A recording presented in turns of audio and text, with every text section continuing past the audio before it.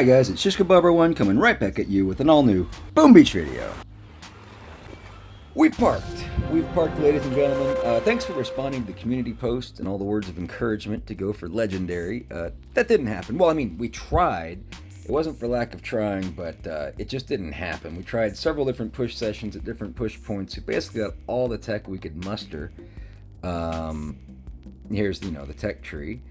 We did not get Kavan. Maybe he would have helped, but I mean, we picked up all the protos. We even got the last GBE. This was a rage base built right at the end. It was excellent at stopping Seekers, but not so good at stopping other things. Anyway, we just decided to park at 25, call it a day. But we did try for Legendary, and at the end of it, I just couldn't stomach the grind. Been there, done that, got the t-shirt, don't want to get burned out. Burnout is real. So, hey, let's take a look at the leaderboard. See how things are shaping up there. Because we got 2 days left exactly, pretty much at the timing of this video. Top 50 is getting up there. It's getting up there. Legendary 1 and 69 stars. More importantly for most of you guys, well, let's see where Legendary ends right now. Top 130. That's good. 25 is right around where I'm at. I'm at 212. I mean, we're solid for top 500. I'm not worried about that. 25 is at 232. Oh, a lot of 24s. A lot of 24s. We might already be in the 24s in the top 500. Looks like, oh, almost. Right at 482, nope, 483 for the 24 rank line. And then, yeah, top 500 is at 2391. 2 days to go. If we still get, a star per hour, it's 48 hours. Puts it right at, 2441. So, again, 2450, looking good. Looking great. It might even be close, who knows? But I would still shoot for that if you guys want to be top 500. Either way, it's a good plateau marker. Quips and qualms about the season. Here we are back in the tech tree. And so, let's start with the likes, I suppose. And what we do like, what I like, is I like this early rabbit hole.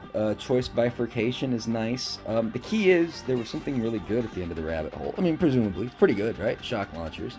So, there's temptation. Not only that, there was a shock bombs right next to that. They're nice, kind of like yin and yangs, because what do we always say with the shock launcher? What do you do to a shock, ladies and gentlemen? You shock the shock, right? So I like the fact that they were both together. Both of those were kind of like logical, consistent choices, and they were both nice to have at the end of the rabbit hole. It's like the shocking hole, whatever you want to call it. That was cool. They buried Brick. Probably not the best idea, especially covering it with mechs. We do like the early mechs in this season. However, they were eclipsed, of course, by the early riflemen. It's hard to find mechs to be strong when you've already got better frontline troops vis-a-vis riflemen or heavies. But mechs are moving in the right direction. They're moving closer to the start, so we did like that observation. This observation was a positive one for this season. Let's see. Digging further in, Rocket, kind of a little dead end here. Also nice. Put something nice on the way. Same with Kavan. He was actually more accessible than Brick, so maybe it would have made more sense to bury Kavan than Brick like that, because, he's a better hero. I think he was probably the best hero this season. I mean, all things being equal, like if keys and tech were infinite, right? But he does affect pathing because he's out of the way. We all started with Bullet,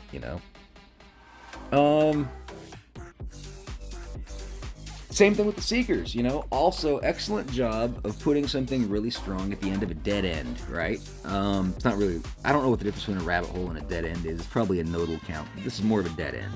Either way, good job. That was smart, logical, consistent. Also, this multi-node here. Excellent. We like the diversity in selection and choice. By giving the extra rocket launcher or shock launcher option, or the cannons, But let's be honest, basically rocket launcher, shock launcher node. So that's nice because it adds variety into the metas. And the late heavy choppers also very nice to see because they're so strong. They're a big meta changer, and it's nice to really delay them. So there's probably some other virtuous things to mention here on the tree. Just they're not coming to me off the top of my head. But let's just get into the negatives. Okay, I might remember some of the more positives along the way. So, negatives about this particular tree. Well, I'd say the first one, most obvious one early on, was the barrage being just like directly on the path to 3 ER, so everyone gets barraged. It's no deviation for something as strong and meta changing as barrage. And then the same thing essentially happened with artillery over here in the where are we at? 4 ER. Yeah, in 4 ER, everybody runs through artillery. So, it's guaranteed barrage artillery early metas. Those are strong, The first building health didn't come all the way till 5 ER, so barrage artillery is still super strong. That really changes the game. It takes a lot of the skill out of the hits because it's just a matter of GBE management and how quickly you can take down a couple ERs and barrage out the rest, right? Or bard out the rest. It stupefies the game, right? So from a strategic point of view, it's not as fun. But on a positive note, here's a positive. What it does do is it shortens match length, and by having shorter match lengths, you actually generate more artificial stars, right? People are going to win streak more often. You're going to be able to get more matches in per day, and especially at the lower ranks, it's not even an equal star offset. Like you'll win 10, but you'll only lose 7, that kind of thing. So there's always artificial stars being generated down in the lower ranks. So by having shorter match times, you do get the positive benefit of more stars in the pool, which does add to progression. More stars in the pool means everyone can rank up faster, right? So that's positive about it, but I think the negatives kind of outweigh the positives here. But, I don't want to miss that virtue of having shorter match times, right? So it's kind of the same thing. Critters are out of the way. Again, that was good. That's a positive.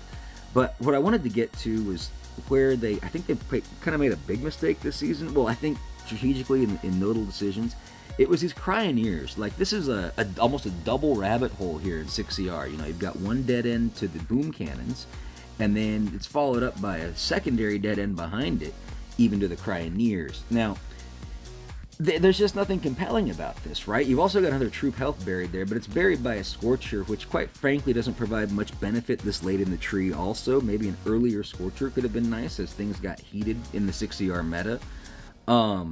But the point is that's kind of a key vacuum, the Scorcher, and there's really nothing, at all, any reason to go for cryoneers. So it's a pointless path, and it does like a concept of funneling, okay? So when you have these rabbit holes, these obvious path bifurcations, you have to have something really good at the end of it. Now, the first rabbit hole, I'm not going to argue. Boom cannons were nice. We've been lacking them all season. But I'm talking about the second one up here with the cryoneers. For instance, just imagine this. What if they had switched the heavy choppers? What if they'd switched them with the cryoneers, okay? Now, I still don't like the idea of a key vacuum, but just imagine the heavy choppers being where the cryoneers were. That would have really just changed the dynamics. That would have also changed the strategy of me just kind of shooting straight to 70R, trying to tech ride my way out of it and parking, Which leads me, I guess, into the overall qualm of the season, the overall gripe that I sort of had. It was monotonous. In terms of what I considered to be the best path. Now, most people went rocket choppers. I never did. I never wasted my keys on them. I was a little bit rough at times, but we stuck with bombardiers the whole freaking season, right? It's the same thing. It was rifleman bombardiers at the start, and then finally, after we did our little jump from 5ER to 7ER, we unlocked the heavy choppers, and then it became heavy chopper bombardier. So that just gets so boring and stale, and it seems like we always get to that every Warships. Now, I know I could have ventured off, I could have gone Seekers, I could have gone Rocket Choppers, but by and large, I know strategically, at least for me, it wasn't the most viable path. The most viable path was still this one, and it's kind of like, it's just boring. Now, in the concept of funneling, I know a lot of people have run into this, so there might have been more stars in the pool, like we talked about, because we had shorter match times. That's positive, that's awesome, but I read the comments, and it's not just on my videos, other videos. We talk like content creators, and a lot of people have been frustrated with this season, and it's been due to the feeling of lack of progression. And you see, that is because of the funneling that happens. Ultimately, see, there were just a couple of ways to really maneuver this tree. Most people went to the rocket choppers, and then they ended up coming back to the rabbit hole back here to fill up, to take the shock bombs and different things to support their rocket choppers. They also needed the critters, whatever. Everybody kind of had the same tech to make their tech work. And there weren't a lot of compelling bifurcations. Like, we didn't have to deviate to get barrage and artillery, for instance. That was just in the way. Like, it was like in the direct path. So when everybody sort of has the same tech, when this funneling occurs, it really leads to a grind and a lot of stagnation. Unless you can just, excel with a couple of key virtues. Like maybe you have a really good defensive base design, a new one that you made that's just strong, kind of meta breaking and shifting. You might be able to propel up this in a environment like this. Maybe you're just a really awesome hitter, and maybe you're just going to outshine everybody. That's another way to rise up in these metas, but it's still grindy as heck, especially when you've got competing metas like Seekers, Rocket Choppers, and Bombardiers. It's like a rock, paper, scissor thing, and you can't build your base to be strong for everybody. It's just a big grind, I say there's funneling, but then I also mentioned the trifecta of, Seekers and the Rocket Choppers and of course the old Bombardiers, wherever the heck they were over here. But by and large, everyone went Rocket Chopper, and you had the few Bombardier hitters and you had the few Seeker hitters, but just enough to spice it up. You know what I mean? But unless you're a Seeker god, you weren't going to probably do too well this season, so most players don't go that way. And a lot of players were just going for the early tech advantage, that early lead, just, with everybody to get out ahead with the Rocket Choppers. And they were strong all season. I think they got a little bogged down in 6ER, and it's part of the reason we skipped it. But anyway, overall, how would I rate this season on a scale of 1 to 10? It's really hard for me to be... I don't know what a 1 is. I don't know what a 10 is. I'm tempted just to give it a 5 as a cop-out. I had fun with the season insofar as I liked trying to make choices that were different than the mainstream path, and that's ultimately how we found our virtue, just by economizing keys, being that special little unicorn, or whatever, special pony unicorn, I think as I called it. That really turned out to be in our advantage because we were able to get into the 70R quicker, fill stuff out, etc. That was cool. The actual gameplay, not so much. Pretty boring. And I've played the game for a long time too, so maybe I'm a bit jaded, So we'll give it a 4.5 out of 10. I just feel like, I mentioned a lot of the rooms for improvement. Another one would be multi-node choices, for instance. I still feel like they could do a better job in the options they give us for the multi-nodes. They're okay, but Boom Surprise, these are just junk. Even in Season 31, I made it a Boom Surprise 3 in the first multi-node. Hardly anybody picked it up. Maybe you gotta give us 2 Boom Surprises, something, if you're gonna give us Boom Surprise. Flotty wasn't bad. It was good early on. So see, 2 out of 3 is not bad, right? It ultimately became a damage amp node. And I'm not gonna complain about being a damage amp 1, because it's also the first proto, right? So we expect the first proto to be a little on the weaker side, but complaint would basically be on the Boom Surprise. Do something a little bit more to spice it up. They suck. Like I said, I gave a 3 in Season 31 at the first proto node, and hardly anybody picked it up. It still wasn't worth it, This was lessons learned. Boom mines, I just don't think people are going that route. I probably would have put something else in there, like sniper towers. That could have been nice to help us against the Rocket Choppers. Let's see. This multi-node. Hot Pot, Shock Blaster, Sky Shield 2. I don't really have a problem with this one. The Hot Pot can be strong, especially if you're trying to counter Seekers and stuff like that. And ultimately, we never used it because I didn't see it really being used because there were so many Rocket Choppers. But I'm not going to complain about this one. Overall, not too bad.